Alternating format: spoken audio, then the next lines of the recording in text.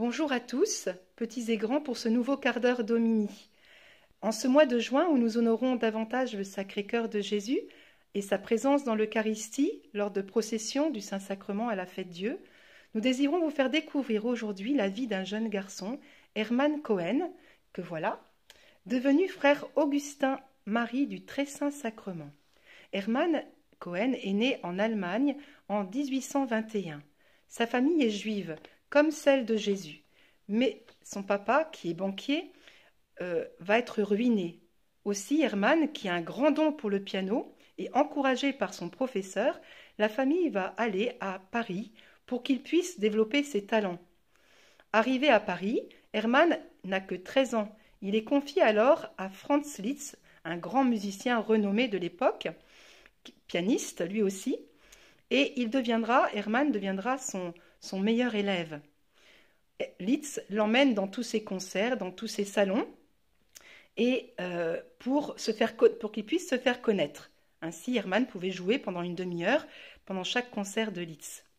Il est très vite connu et apprécié dans toutes les maisons des grandes dames de Paris, et les journaux parlent déjà de ce jeune prodige. On le surnomme le Puzzi, c'est-à-dire la petite star.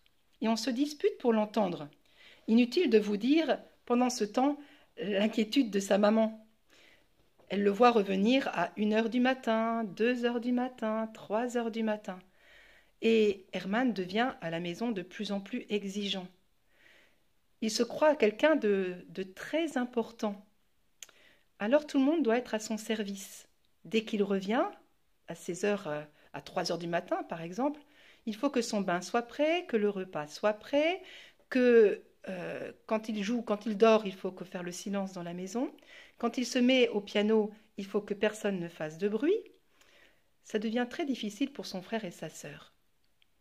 Mais comme c'est lui qui ramène l'argent à la maison depuis que son papa est ruiné, on ne lui dit rien et on trouve tout cela normal. Ainsi, Hermann devient méprisant pour ses amis et même Franz Liszt va l'abandonner. Il a 15 ans. Il quitte alors la maison pour prendre un appartement. Il va mener une drôle de vie, surtout la nuit. Une vie qui ne plaît ni à Dieu ni à sa mère. Là, sa passion du piano va l'amener à jouer avec son argent. Il en perd beaucoup, ce qui l'oblige à multiplier les concerts. L'argent, la fête continuelle, les compliments et les applaudissements vont finir d'abîmer son âme d'enfant. Et sa foi en Dieu, il va la rejeter complètement, se moquant même de ceux qui le servent, les prêtres. Vous le voyez, Hermann n'a pas eu une vie d'enfant comme vous. Le monde des grands l'a entraîné dans un monde de plaisir où l'argent est roi, et son cœur d'enfant n'était pas prêt du tout à tout cela. Mais Jésus est là, avec tout son amour, et il l'attend. C'est l'heure du retour à la bergerie de la brebis perdue. Comment Dieu va-t-il faire pour amener à la bergerie Hermann, cette petite brebis égarée? Écoutez bien. C'était le mois de Marie, le mois de mai, le mois le plus beau. Un ami, un vrai, a pitié de ce jeune garçon qui n'a alors que 25 ans. Il lui propose de le remplacer comme chef de chœur dans une chorale pendant ce mois de mai où on chantait des chants à Marie dans l'église. Hermann, ce sera pour lui la première fois qu'il entre dans une église. Il accepte par amitié et puis par amour de l'art. Pendant la cérémonie, rien d'extraordinaire va se passer. Cependant, Hermann est averti dans son cœur, dans son âme, qu'il se passe quelque chose d'extraordinaire. Et il se voit obligé, sans le vouloir, de se mettre à genoux. Il revient le vendredi suivant, même trouble, et l'idée lui vient même de se faire catholique. Un autre jour, il revient, la messe sonnée, il entre et il va assister, figurez-vous, à 3 messes, sans penser à partir, scotché sur sa chaise. Et il ne comprend pas ce qui le retient là. Il ne connaît pas Jésus, il est juif, ne l'oublions pas. Le soir, il revient encore. Et là, Jésus, hostie, est exposé dans le Saint-Sacrement. Voilà, dans le Saint-Sacrement. Et là, il est entraîné devant la balustrade, sans savoir encore qui est Jésus, et il tombe à genoux. Une immense douceur et une grande paix alors envahit son corps et son âme. Et il n'a qu'une envie, pendant la nuit, c'est d'y revenir. Hermann, que se passe-t-il dans son cœur? Il en parle à une amie, à une comtesse. Il confie son trouble et elle lui permet de rencontrer pour la première fois un prêtre, l'abbé Legrand, qui l'accueille avec beaucoup de bonté et de bienveillance. Il reconnaît alors avoir eu de fausses idées sur les prêtres. Il s'était trompé. Il revient à un concert en Allemagne qui était prévu, et là, il entre dans une église pour la messe. Et lors de la consécration, où le prêtre dit les paroles de Jésus, « Ceci est mon corps, ceci est mon sang », un déluge de larmes coule sur ses joues. Il voit devant lui tous ses péchés énormes, monstrueux, depuis son enfance jusqu'à aujourd'hui. Et il se mit à faire à Dieu une confession générale. Tout en faisant cette confession générale à Dieu directement, il comprend en même temps l'immense amour de Dieu et toute sa miséricorde. Dieu qui pouvait et voulait tout lui pardonner. Il prend la décision de l'aimer plus que tout et de revenir vers lui pour toujours. Il comprend dans son cœur que Dieu est content de sa décision. Hermann comprend alors qu'il devait sa conversion miraculeuse grâce à la Vierge Marie, cette douce mère refuge des pauvres pécheurs, qui l'a amené à Jésus et Jésus a touché son cœur. Par la Vierge Marie, il comprend tout cela.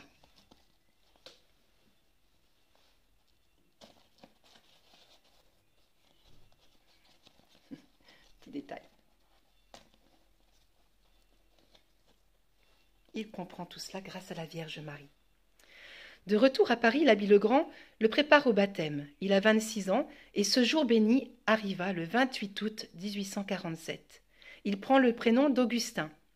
Il fera sa première communion la même année, le 8 septembre, fête de la Nativité de Marie, avec une ardeur extraordinaire. Il dira « La Vierge Marie qui m'a conduite à Jésus, aujourd'hui m'a donné Jésus. Ô grandeur, ô beauté, ô lumière, vous avez allumé un feu dans mon cœur, une faim dévorante pour ce pain vivant. » Hermann revient à Paris et quitte sa vie passée. Ses mauvais amis, qui se moquaient d'ailleurs beaucoup de lui, parce qu'ils ne comprenaient pas cette transformation si radicale. Il quitte donc le monde et il entre au Carmel comme moine. Il prendra alors le nom de frère Augustin-Marie du Très-Saint-Sacrement. Et il sera ordonné prêtre à 30 ans, le samedi saint 1851, avec l'autorisation de Rome, parce que sa conversion était quand même une conversion exceptionnelle.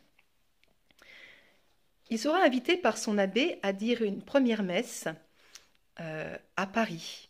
Donc il revient à Paris après toute sa vie où il est très connu, hein, et tous ses amis sont là, curieux de l'entendre pendant cette homélie. L'archevêque de Paris est présent également à l'église Saint-Sulpice. Et là, il raconte le témoignage de sa conversion, bien évidemment. Et à l'écoute de cette conversion, beaucoup pleurent pendant l'homélie. Et il dit « J'ai couru le monde, vous le savez bien. J'y ai appris une chose, c'est que nul n'y trouve le bonheur. Et vous, chers frères et sœurs, l'avez-vous trouvé ? Moi, je l'ai trouvé. La mère de Jésus m'a révélé le cœur de son Fils si aimant, ce cœur eucharistique qui me nourrit chaque jour désormais. Quel bonheur que l'Eucharistie ! Et certains osent dire que l'Eucharistie n'est qu'un symbole. Mais si ce n'était qu'un symbole, dites-moi comment un symbole pourrait convertir le cœur de quelqu'un ? Et mon propre cœur, dit-il. Un cœur comme le mien ? Non, l'Eucharistie n'est pas un symbole. Il est Jésus vivant, ressuscité, avec son corps, son âme, sa divinité, tout Dieu.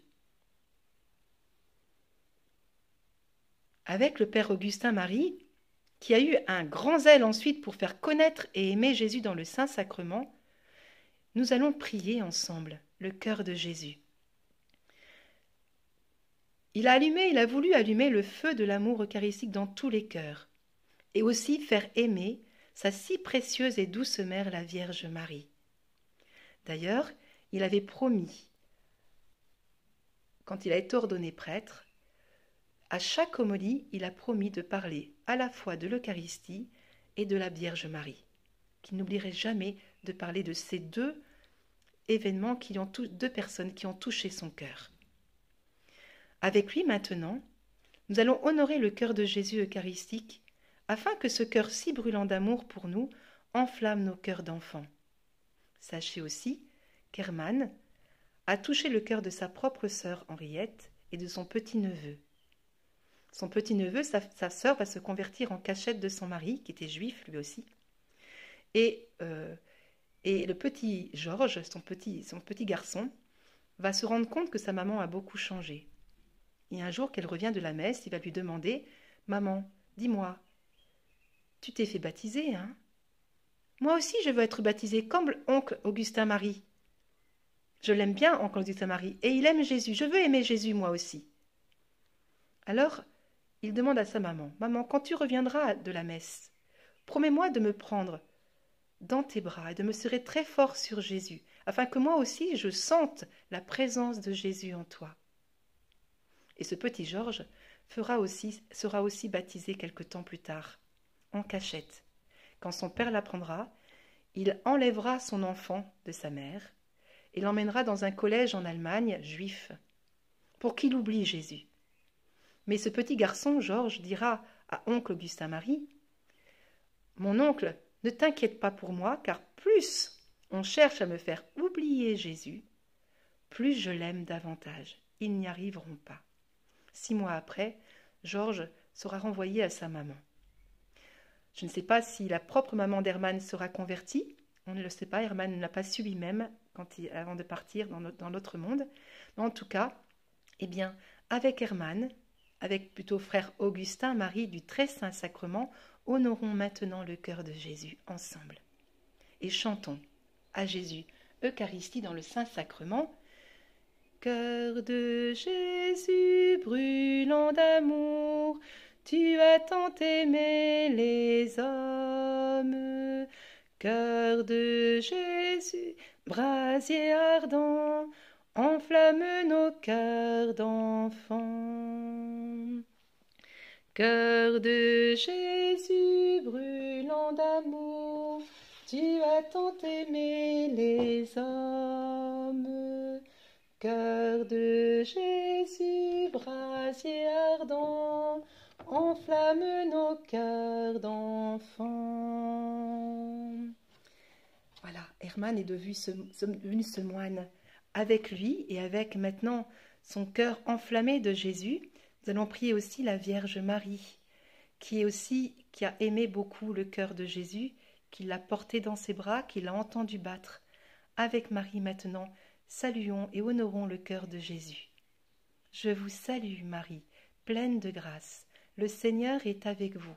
Vous êtes bénie entre toutes les femmes, et Jésus, le fruit de vos entrailles, est béni. Sainte Marie, Mère de Dieu, priez pour nous pauvres pécheurs, maintenant et à l'heure de notre mort. Amen. Cœur sacré de Jésus, j'ai confiance en vous. Cœur immaculé de Marie, venez et faites-nous aimer Jésus, comme Hermann l'a aimé. Touchez notre cœur. Cœur de Jésus, brûlant d'amour, tu as tant aimé les hommes. Cœur de Jésus, brasier ardent, enflamme nos cœurs d'enfants.